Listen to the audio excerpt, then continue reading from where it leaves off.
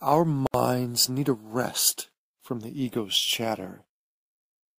Do you know what I'm talking about? The voices, images, ideas, thoughts in your head that go on and on and on. It's never ending and exhausting. Take notice.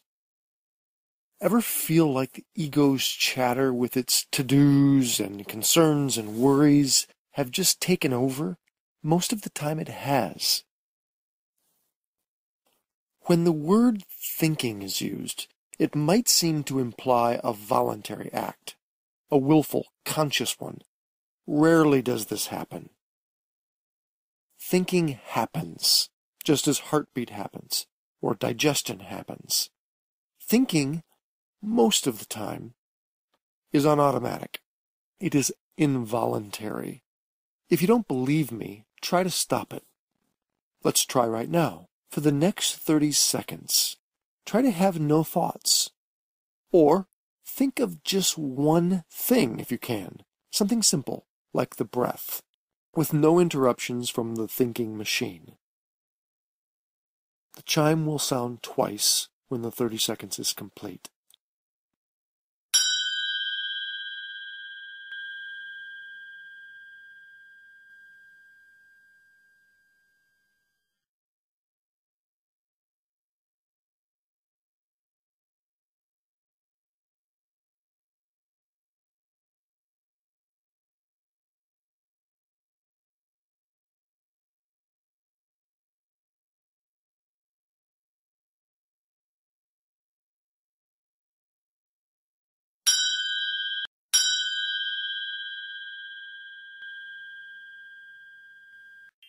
During the exercise, did thoughts of how you were doing enter your mind, or evaluating thoughts of the exercise itself, or thoughts about breathing, or other self-talk?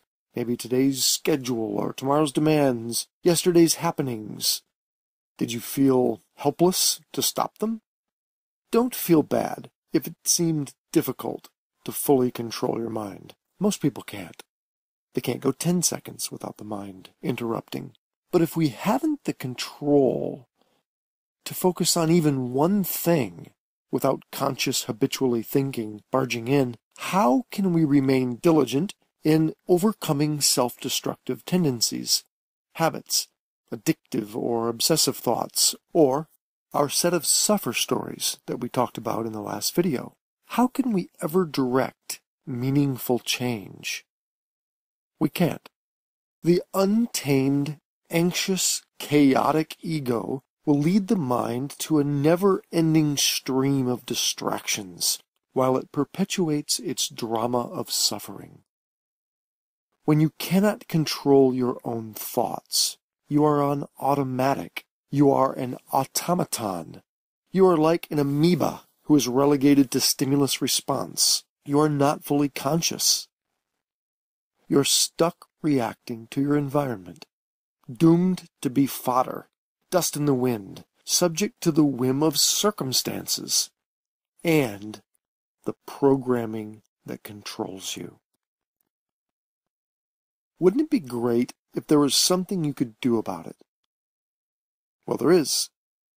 We can overcome that state of mind and our artificial conditioning, and in doing so, return to our natural state of joy and peace and awareness.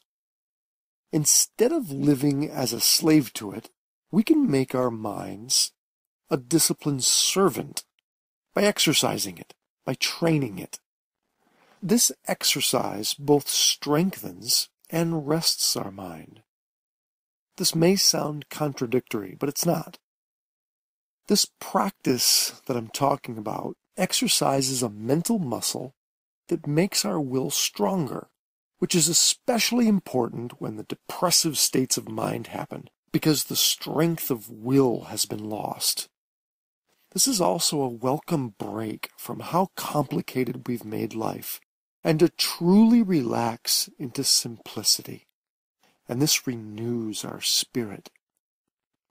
The primary method, as in our previous 30-second trial run, is to reduce all of life into one single focus, something simple and solitary, like the breath.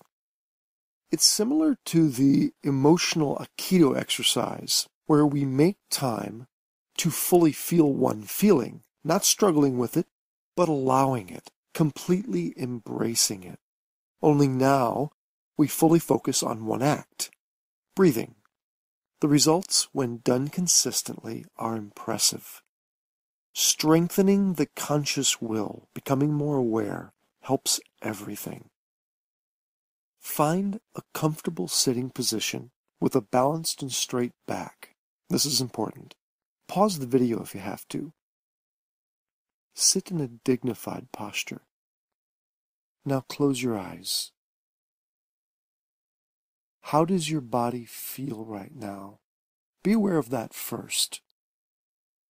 Systematically relax all the parts of your body, beginning with the toes,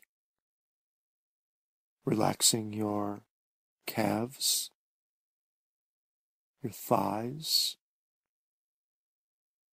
relaxing your hips, remaining balanced,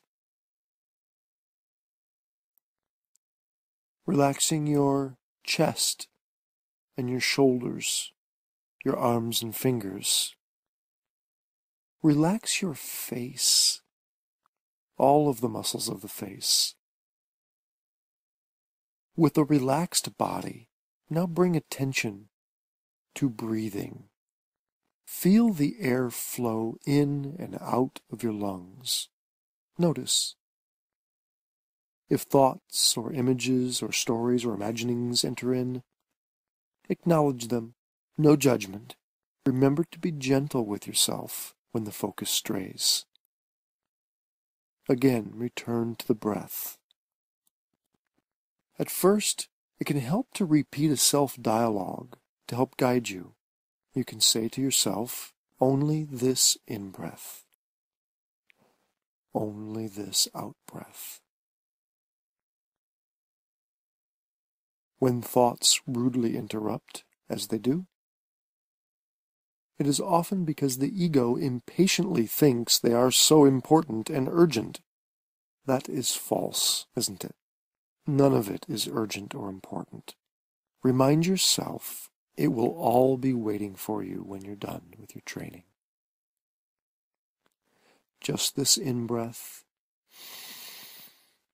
just this out-breath. Just this in-breath, just this out-breath. Breathe. Be aware of it. Now give the mind a more active practice. Depressed, anxious, and stressed are heavy. Practice something different, being in a light state of mind. With each out-breath, think light. Light as a feather, light as air. Exude that in every out-breath, every in-breath. Now, with each out-breath, choose to feel a joyful feeling, or loving, or peaceful. Choose a word you like, or a feeling you want. You don't need to say the word. Exude it. Be it. Each time you exhale, express it in your state of being. With each out-breath, each in-breath.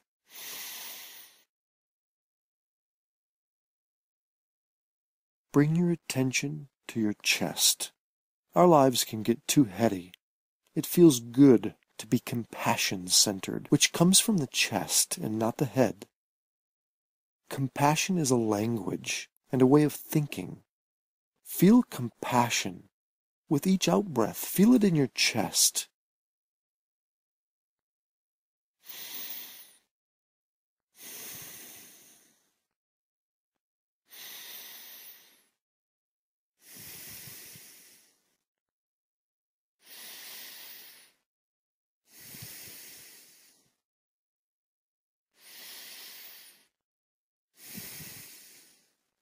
Feel it for someone else. Feel it for yourself with this in-breath, this out-breath. This in-breath, this out-breath. Open your eyes. What happened for you? How do you feel right now? A famous Indian chief once said, "White man is crazy. White man is crazy because he only thinks with his head." Can we learn to think with our hearts? We can. When head thinking takes over, notice how breathing becomes shallow. The body and brain become hypoxic, deprived of oxygen. This oxygen deprivation happens throughout the day from anxious, heady thinking and causes more anxiety. During sleep, the breathing is much deeper, which is why sleep is restorative. We can get out of head thinking by breathing naturally and consciously with the focus on the center of our chest.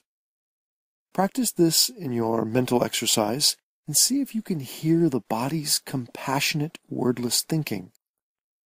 Be compassionate and enthusiasm comes to life. Be compassionate and life is filled with color again. Spending time this way, in conscious practice, is an investment in yourself. Being conscious helps everything. When we do it, we produce happy, peaceful, healthy brain chemicals. Those chemicals create a biorhythm. The body likes rhythms. If you eat at 10 p.m. a few nights in a row, you'll start getting hungry each night around 10 p.m. Biorhythms. Each time we willfully produce joyful, healthy, happy chemicals into the body, we create biorhythms, and the body gets better at making those chemicals, more of them, more easily. Exercise your mind daily, and, like exercising muscles, it will become stronger and better. Set aside time each day because your mental health and strength is a priority. You will become, slowly, a more conscious and alive human being.